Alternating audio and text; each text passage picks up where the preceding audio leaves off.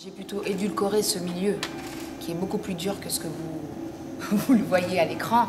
C'est un métier dur, c'est un métier d'égocentrique. Donc on monte sur scène, on veut briller, forcément. Quand on monte dans des plateaux d'humoristes, on se succède, on passe les uns après les autres. Souvent dans les salles de stand-up, les producteurs de cinéma ou d'émissions télé viennent à la recherche de futurs chroniqueurs, de futurs animateurs. Donc ils font leur shopping. Forcément, on veut sortir son épingle du jeu. Et pour le vol de vanne, c'est une pratique qui existe depuis que l'humour est né. Parce qu'on n'a pas une liberté de ton comme les hommes. Souvent, quand une femme est un peu grossière, on dit que c'est pas beau dans la bouche d'une femme. Quand une femme fait de l'humour, on lui pose la question, et ça vient souvent des journalistes, est-ce que vous faites de l'humour au féminin, comme si les hommes faisaient un humour universel.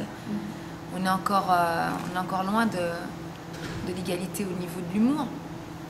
Mais bon, que ce soit moi ou Muriel Robin ou encore Anne Romanoff, je pense qu'on a le même regard sur ce métier. C'est très compliqué, il y a une prédominante masculine, donc forcément c'est... Et puis il ne faut pas oublier que le rire, c'est l'arme de séduction des hommes. Ça a été ma vie. Oui, d'accord. J'étais danseuse de clip, j'étais la modèle la plus clippée à une certaine période.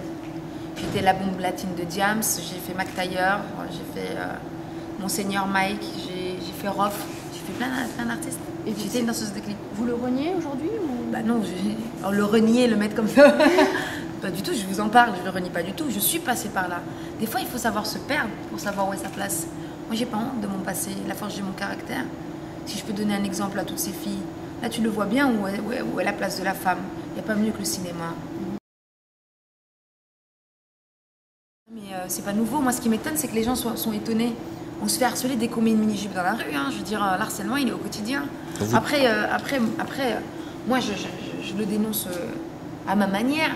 Mais si on se mettait tous à parler, je pense qu'il n'y aurait plus d'hommes. Hein, non, mais j'en sais rien, comment combattre ça. En tout cas, nous, on le combat de cette manière-là, en parlant déjà, en essayant d'arrêter d'être dans le silence. Je pense que déjà le fait que, là, avec ce qui se passe là, il y en a beaucoup qui vont commencer à flipper. Je pense que c'est ça, c'est de sortir du silence. Avec 90% des acteurs amateurs.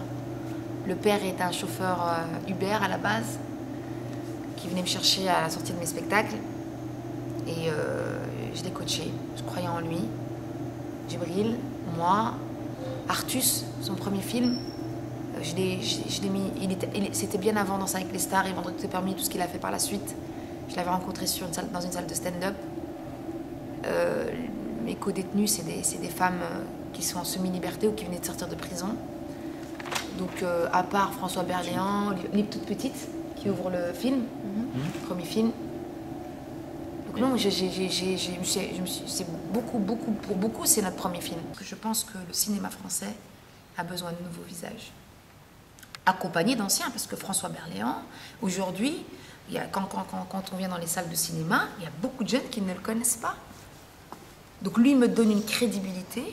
Il m'a donné, il a été Pygmalion sur le plateau aussi, comme au grand écran. Il m'a énormément aidé sur ce tournage. Et je le fais connaître au nouveau public. Et lui, je me fais, entre guillemets, adouber par une ancienne génération qui se dit, s'il a accepté qu'elle lui donne la réplique, c'est qu'elle a quelque chose. Donc c'est un échange de bons procédés. Et je pense que c'est un cocktail qui marche très bien avec la nouvelle génération. Enfin, en tout cas, ce qu'on a pu voir avec Babysitting ou Didier Bourdon dans alibi.com ou encore dans Intouchable. C'est une formule qui marche assez bien. Old school, new school.